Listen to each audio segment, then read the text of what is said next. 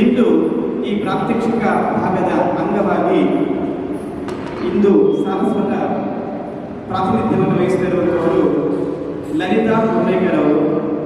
ಅವರನ್ನು ವೇದಿಕೆ ಮೇಲೆ ನಾನು ಆಹ್ವಾನ ಮಾಡ್ತಾ ಇದ್ದೀನಿ. ಮತ್ತು ಅವರು ನಮ್ಮ ಸಂಗೀತ ಅವ್ರ ಭಕ್ತಿ ಈ ವಿಷಯದ ಬಗ್ಗೆ ಅವರು ಇಂದು ನಮಗೆ ತಮ್ಮ ಪ್ರಸ್ತುತಿಯನ್ನು ಪ್ರಸ್ತುತಪಡಿಸಲಿದ್ದಾರೆ. ಇವರ ಬಗ್ಗೆ ಒಂದಿಷ್ಟು ಮಾಹಿತಿಯನ್ನು ಕೊಡಬೇಕು ಅಂತ ಹೇಳಿ ವೀಕ್ಷಕರಲ್ಲಿ ನಾನು ಹೇಳ್ತಾ ಇದ್ದೀನಿ. ಲಲಿತಾ ಪೂರ್ಣೇಕರ್ ಅವರು ಖ್ಯಾತ ಹಿಂದೂಸ್ತಾನಿ ಸಂಗೀತ ಗಾಯಕರು. ಶ್ರೀಮತಿ ವಸುಮತಿ ಹಾಗೂ ಪಂಡಿತ್ ಜಿ.ಎನ್. ದಾಂಟಲೆ ಇವರ ದಂಪತಿಗಳ ಸುಪುತ್ರಿಯಾಗಿದ್ದಾರೆ. ಲಲಿತಾ ಅವರು ಸಂಗೀತದಲ್ಲಿ MA ಪದವೀಧರರಾಗಿದ್ದು ಹಾಗೆ ಸಮಾಜಶಾಸ್ತ್ರದಲ್ಲೂ ಕೂಡ ಅವರು MA ಪಡೆದಿದ್ದಾರೆ. ಕೇಂದ್ರ ಪರೀಕ್ಷಾ ಮಂಡಳಿಯಿಂದಾಗಿ ಗ್ರಾಮೀಣ ಅಭಿವೃದ್ಧಿ ಇದರಲ್ಲಿ MPhil ಅನ್ನು ಮಾಡಿದ್ದಾರೆ. ಹಾಗೆ ಆಲ್ ಇಂಡಿಯಾ ರೇಡಿಯೋ ಇದರಲ್ಲಿ ಗಾಯಕಿಯಾಗಿ ಕೂಡ ಅವರು ಕೆಲಸ ಮಾಡಿದ್ದಾರೆ. ಹಾಗೆ ತ್ಯಾಗರಾಜ ಗೌರ್ಮೆಂಟ್ ಕಾಲೇಜಿನಲ್ಲಿ ಸುಮಾರು 30 ವರ್ಷಕ್ಕೂ ಕೂಡ ಅಧಿಕ ವರ್ಷ ಅವರು ಸೇವೆಯನ್ನು ಕೂಡ ಸಲ್ಲಿಸಿದ್ದಾರೆ.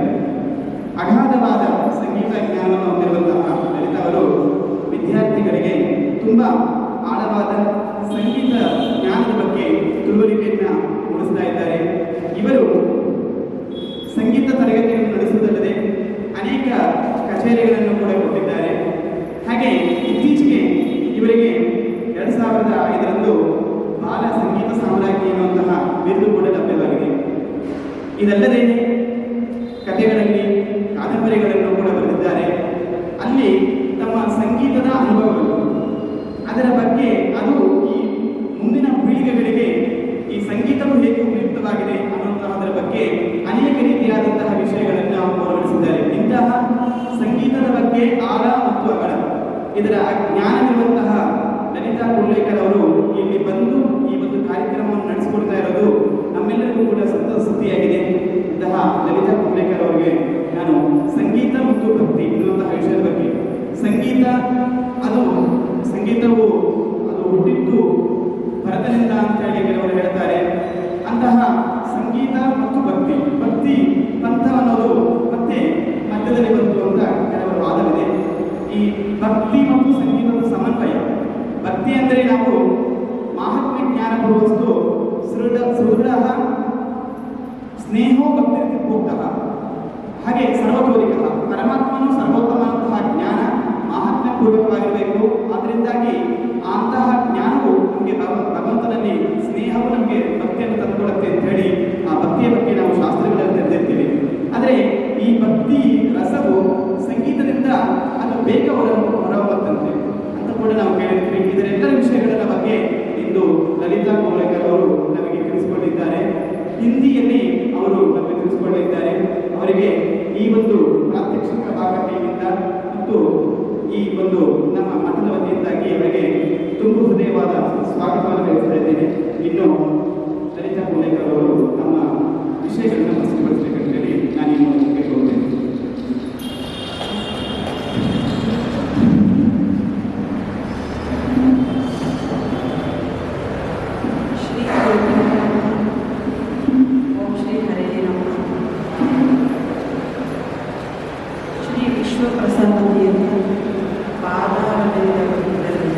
ಸಮರ್ಪಣೆ ಮತ್ತು ಸಾಷ್ಟಾಂಗ ನಮಸ್ಕಾರ. उड़पी पेशावर मठ श्री विश्व प्रसन्न तीर्थ श्री स्वामी जी से अनुमति लेकर मैं आज का ये उपन्यास प्रारंभ करती हूँ. नमस्कार.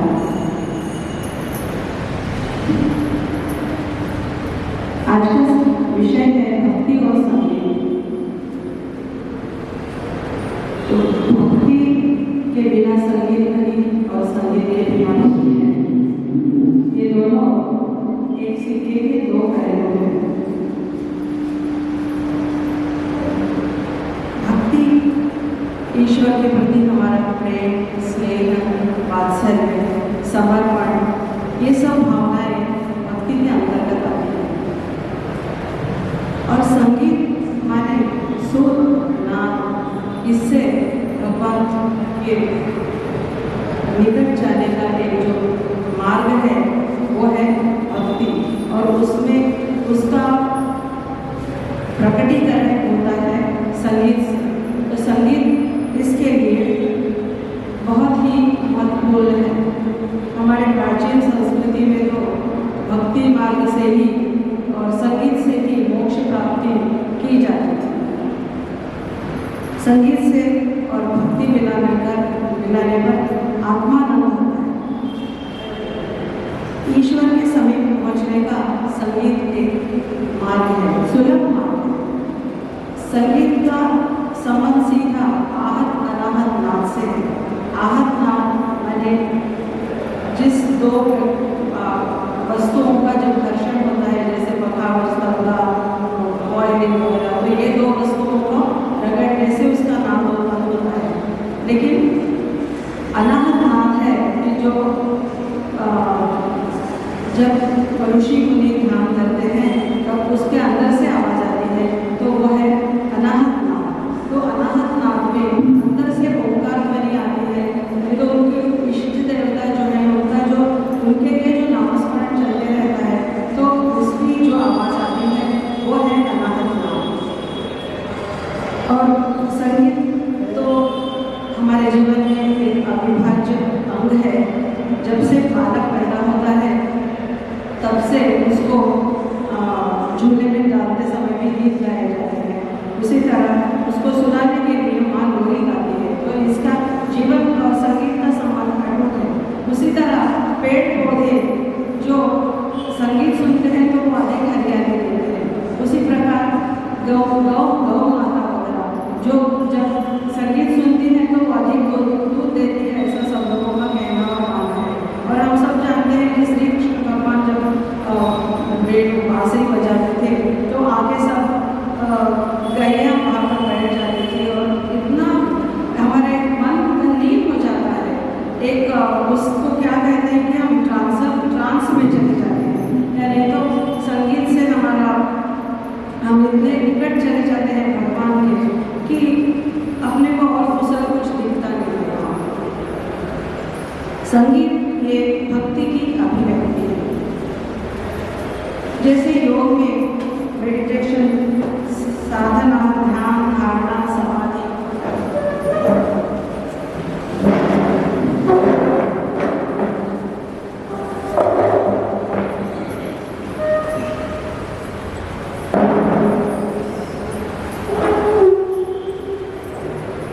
योग में ध्यान, धारणा, समाधि, ये सब जो होते हैं ये सब अपने को आत्मिक आनंद देते हैं और मन को एक अलग स्थिति में ले जाने का प्रयास करते हैं। लेकिन संगीत साधक को वो सब साधना वो सब गायन में ही मिल जाता है उसका। और भारतीय संस्कृति में सामवेद ये संगीत की उत्पत्ति मानी जाती है। वो जो ऋचाएँ होती हैं वो सब गाई जाती है। एक्चुअली संगीत प्रकट करने के लिए भक्ति प्रकट करने के लिए हमको कुछ साधन चाहिए। तो संगीत में सुर है, मंत्र है, स्तोत्र है, श्लोक है, वो सब बोलने से और भजन गाने से हम संगीत के द्वारा भगवान के प्रति अपना जो स्नेह है, वात्सल्य है, प्रेम है, उसको प्रकट करने का समर्पण है हमारा। तो ये सब जो अलग अलग भावनाएं हैं ये सुर के माध्यम से हम प्रकट कर सकते हैं संगीत के द्वारा। और मन की भावना को व्यक्त करने का संगीत एक बहुत ही प्रभावशाली साधन है। वैसे तो हम स्तोत्र, मंत्र, श्लोक सब बोलते रहते हैं। भक्ति का एक जो प्रकटीकरण है तो वो हम बोलते रहते हैं। लेकिन जब हम कोई गीत गाते हैं, भजन गाते हैं, तो वो सुर अधिक निकट भगवान के अपने को ले जाते हैं, क्योंकि उसमें अपने को कोई रूप दिखता नहीं। मुझे तो लगता है कि परमात्मा का रूप ही निर्गुण निराकार है। तो उस तक पहुँचने के लिए अपने को सुर बहुत ही प्रभावशाली होते हैं। जैसे शास्त्रीय संगीत और भक्ति संगीत दोनों भी है। तो भक्ति संगीत में क्या है, शब्द, पद्य, भाव ये सब व्यक्त किए जाते हैं शब्दों के द्वारा, भजन के द्वारा। शास्त्रीय संगीत में उसको व्यक्त करने का एक बहुत बड़ा साधन है, वो है सुर। तो शब्द के बिना भी अगर हम भगवान को अपना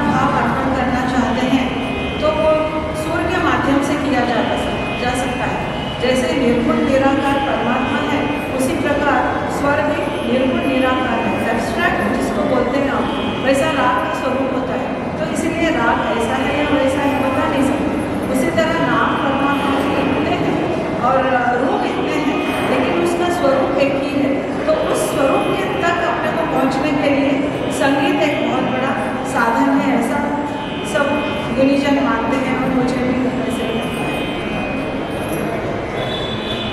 मध्यकालीन युग में 12-13वीं शताब्दी की बात है, भक्ति का प्रचार संगीत द्वारा जन जागृति करने के लिए किया जाता है। भजन कीर्तन द्वारा भगवान के लिए हमारा जो भाव है वो प्रकट करने के लिए भजन, पद्य, कीर्तन, ये सब कृतियाँ ये सब गाई जाती थी। और गायन, भक्ति गायन से सत्वगुण जागृत होता है और एक सात्विक भक्त जब गाने लगता है तो उसके वो भाव विभोर हो जाता है। जब वो गाते गाते उसके आंखों से अनायास में आंसू निकल के आ जाते हैं और अश्रु निकल के आते हैं तो उसको उस बात का पता भी नहीं चलता है कि वो गा रहा है और उसके सुर भगवान तक पहुँच रहे हैं, इसीलिए वो गाने वाला भाव विभोर हो जाता है और भगवान तो होते ही हैं। और भगवान को, गुरु को, सदगुरु को संगीत बहुत प्रिय है। तो संगीत एक ऐसा माध्यम है कि जिसके माध्यम से भगवान की भक्ति अधिक प्रभावशाली होती है, ऐसा मुझे लगता है। अब मैं उसका एक छोटा सा उदाहरण लेती हूँ। याकुदेव तुषार हार धवला, हम सबको मालूम है कि वो सरस्वती का छोटा सा श्लोक है। याकुदेव तुषार हार धवला, या शुक्र वस्त्रावृता, या वीणा वदन्य पंडितकरा, या बाकी सब लोगों को मालूम है। तो ये प्रकट करने के लिए अगर हम सुरों का सहारा लेंगे तो वो इस प्रकार गाया जा सकेगा।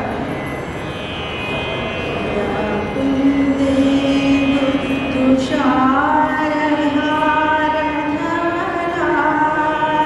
या शुभ्र वस्त्रावृता, या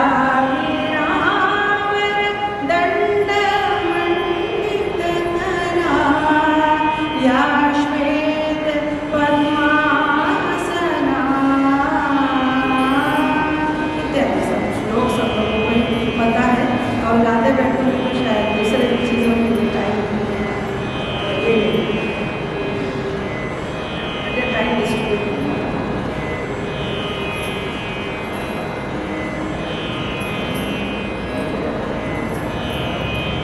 तो मध्यकालीन युग में भक्ति का प्रचार ये भजन द्वारा किया जाता है। तो ये परंपरा, संत संप्रदाय भजन द्वारा भक्ति का, ये महाराष्ट्र में, कर्नाटक में, बंगाल में और दूसरे भी अन्य राज्यों में तो उसका प्रकटीकरण सब संत किया करते हैं। संगीत को कोई भाषा नहीं है, ऐसे ही भक्ति को भी कोई भाषा नहीं है। किसी भी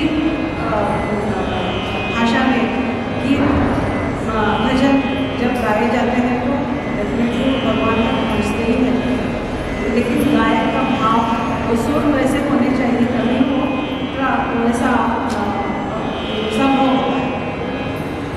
महाराष्ट्र के संत तुकाराम, नामदेव, एकनाथ, जनाबाई, ज्ञानदेव, इन सभी ने भगवान तक पहुँचने के लिए अलग अलग गीत और अभंगों की रचना की थी। तो उसके द्वारा वो हरि भक्ति के करते थे। जैसे पंढरपुर में तुकाराम और बाकी सब संत थे तो वो हमेशा विठल नाम का गजल करते थे। नाम स्मरण ही पंढरपुर के लिए है, इसीलिए पंढरपुर को नाद ब्रह्म भी कहा जाता है। तो वहाँ पर सिर्फ नाम स्मरण का और गायन द्वारा नाम स्मरण का, अभंग द्वारा नाम स्मरण का, ये बहुत वहाँ पर महत्व है। और हमारे ही कर्नाटक के भारत रत्न पंडित भीमसेन जोशी, इन्होंने बहुत अभंग गाए अभंगवाणी द्वारा और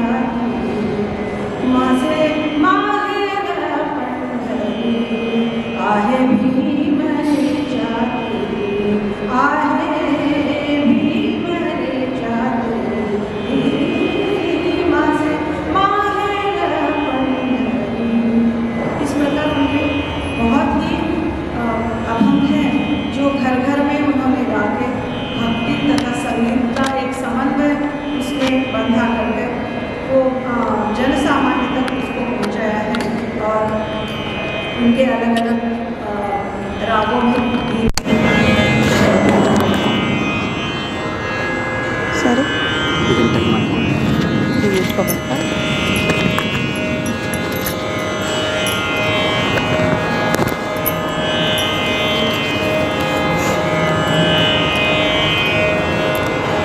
हिंदी प्रदेशों में संत मीराबाई, तुलसीदास, सूरदास, इन लोगों ने अपने अपने इष्ट देवताओं के का भजन करके मोक्ष प्राप्ति कर ली थी और भगवान का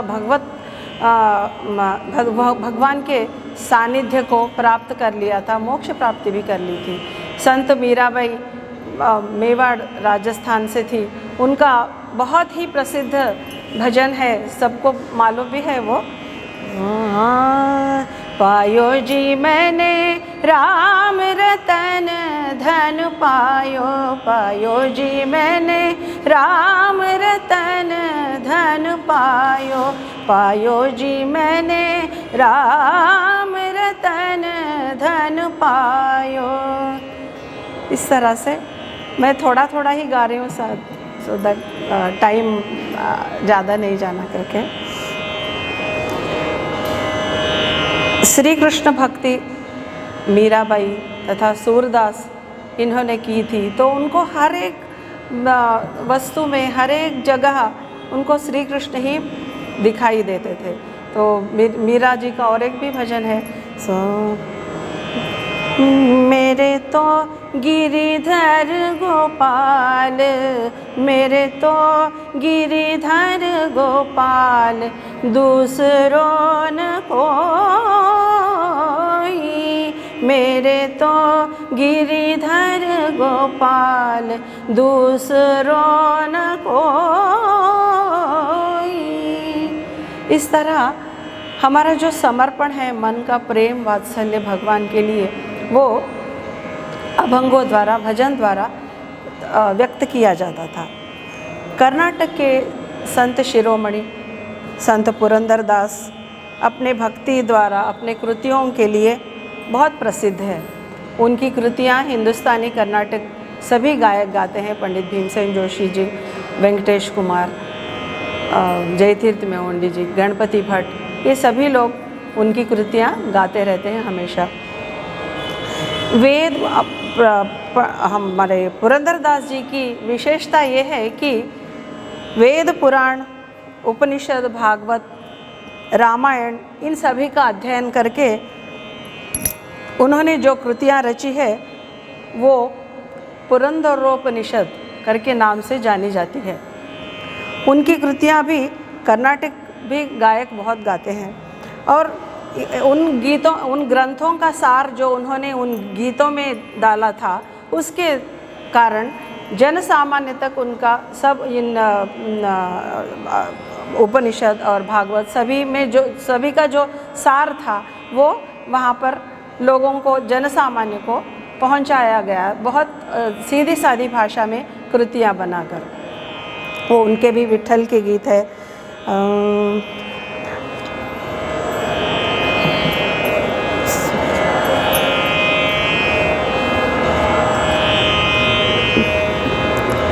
एक भीमसेन जोशी का, पुरंदरदास का एक भजन जो यन्न पालिसो करुणाकरा,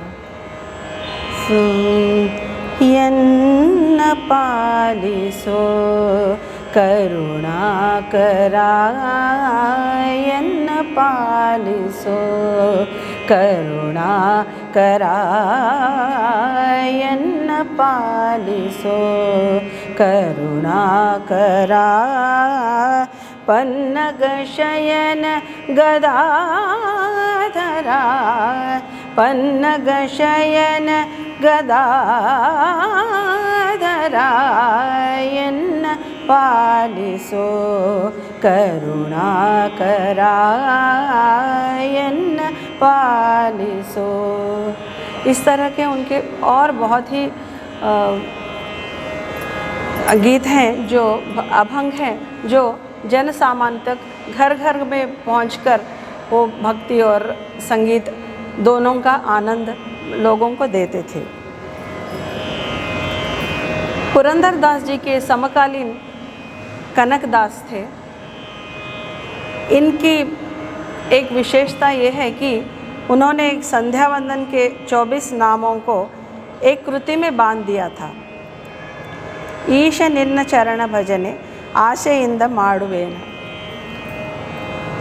ईश निन्न चरण भजने आशेयिंद माडुवेनु। ईश निन्न चरण भजने आशेयिंद माडुवेनु। दोष राशि नाश माडु श्रीश केशवा, श्रीश केशवा, श्रीश केशवा। ये सब 24 नाम जो हैं वो सबके मुंह में रखना या उनको सब लोगों को अवगत कराना, इसके लिए एक कृति उन्होंने बनाई थी और यह बहुत प्रसिद्ध है, आप सब लोगों को इसका ज्ञात है। श्री जगन्नाथ दास भी अपने कृतियों के द्वारा हरि ही सर्वोत्तम है ये बताने के लिए उन्होंने हरि कथामृत सार की रचना की थी, जो सब लोगों को ज्ञात है। उनकी एक कृति रोगहरणे कृपा सागर श्री गुरु राघवेंद्र परिपालिसो, ये एक लाइन इसका मैं गा के बताती हूँ। रोगहरणे कृपा सागर श्री गुरु राघवेंद्र परिपालिसो। रोगहरणे कृपा सागर श्री गुरु राघवेंद्र परिपालिसो। घन महिमा जगन्नाथ विठल प्रिय, घन महिमा जगन्नाथ विठल प्रिय। निन्नाराधने माडिसो, निन्नाराधने माडिसो, माडिसो, माडिसो। रोगहरणे कृपा सागर श्री गुरु राघवेंद्र परिपालिसो।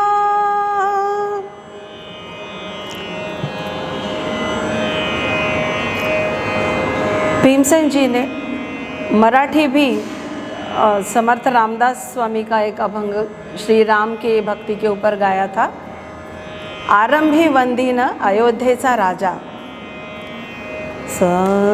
आरंभी वंदीन अयोध्येचा राजा, आरंभी वंदीन अयोध्येचा राजा।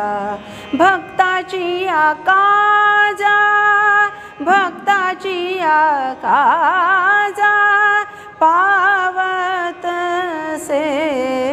आरंभी वंदीन अयोध्येचा राजा, आरंभी वंदीन अयोध्येचा राजा।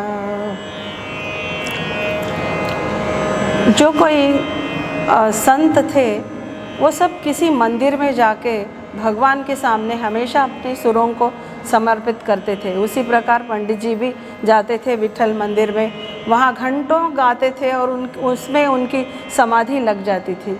तो हर कोई गायक तो पंडित जी के तरह उनके लेवल में तो जा नहीं सकता है, लेकिन सुरों की साधना करते करते करते वो सामीप्य भगवान का जो है वो अपने को हमको सभी गायकों को वो प्राप्त होते रहता है। और ये सब ईश्वर की देन है कि कोई गा सकना, ये एक बहुत बड़ी बात है कि भगवान की कृपा के बिना किसी को गायन आता नहीं है। इसलिए ये सब इसको बोलते हैं गॉड गिफ्ट। तो जब तक अपना गला ठीक नहीं है, हमारा अभ्यास नहीं है, रागों का हमने सीखा नहीं है, उसको हम ठीक से गाते नहीं है, तो फिर वो गॉड गिफ्ट जो है वो वेस्ट हो जाता है। इसीलिए हर किसी को चाहिए कि और आवाज़ अपनी अच्छी हो या ना हो, भजन तो हर एक कोई गा सकते हैं। इसीलिए अपने पास कर्नाटक में, महाराष्ट्र में कितनी भजन मंडली हैं जिन्होंने गायन सीखा भी नहीं है, लेकिन वो भक्तिपूर्ण रचनाएं सब अपने पद्यों को गायन के स्वरूप में हमेशा गाते रहते हैं।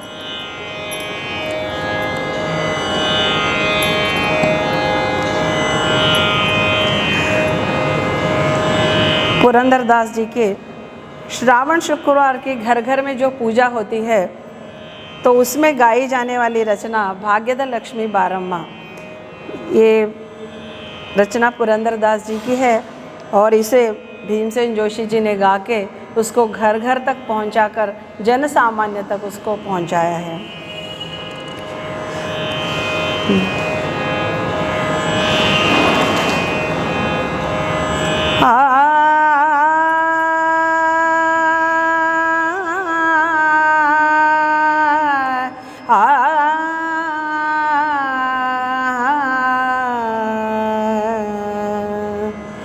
ಭಾಗ್ಯದ ಲಕ್ಷ್ಮೀ ಬಾರಮ್ಮ ನಮ್ಮಮ್ಮ ನೀ ಸೌಭಾಗ್ಯದ ಲಕ್ಷ್ಮೀ ಬಾರಮ್ಮ ನಮ್ಮಮ್ಮ ನೀ ಸೌಭಾಗ್ಯದ ಲಕ್ಷ್ಮೀ ಬಾರಮ್ಮ ನಮ್ಮಮ್ಮ ನೀ ಸೌಭಾಗ್ಯದ ಲಕ್ಷ್ಮೀ ಬಾರಮ್ಮ ನಮ್ಮಮ್ಮ ನೀ ಸೌಭಾಗ್ಯದ ಲಕ್ಷ್ಮೀ ಬಾರಮ್ಮ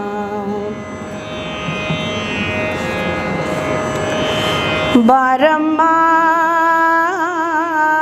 ಬಾರಮ್ಮ ಲಕ್ಷ್ಮೀ ಬಾರಮ್ಮ ನಮ್ಮಮ್ಮ ನೀ ಸೌಭಾಗ್ಯದ ಲಕ್ಷ್ಮೀ ಬಾರಮ್ಮ ನಮ್ಮಮ್ಮ ನೀ ಸೌಭಾಗ್ಯದ ಲಕ್ಷ್ಮೀ ಬಾರಮ್ಮ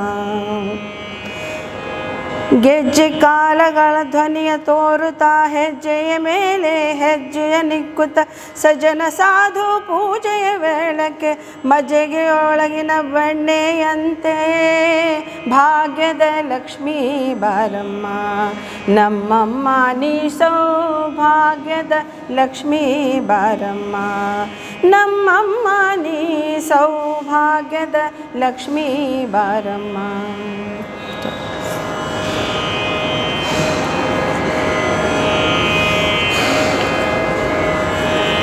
हमारे आंध्र प्रदेश के त्यागराज स्वामी ये श्री राम भक्ति में लीन होते थे। उनको तो श्री राम जी ने दर्शन भी दिया है, तो उनके भी कई रचनाएं हैं जो कर्नाटक संगीत वाले गाते रहते हैं। और अभी उनके बाद के समय में अन्नमाचार्य है जो वेंकटेश स्वामी की भक्ति करते हैं, और उनके भी कई गीत प्रसिद्ध हैं जो सब लोगों के द्वारा गाए जाते हैं। तो भक्ति का एक प्रमुख साधन गायन है, ऐसा मुझे लगता है, और मुझे लगता है कि हर किसी को वो लगता ही होगा। तो उनकी रचना है नारायण ते नमो नमो।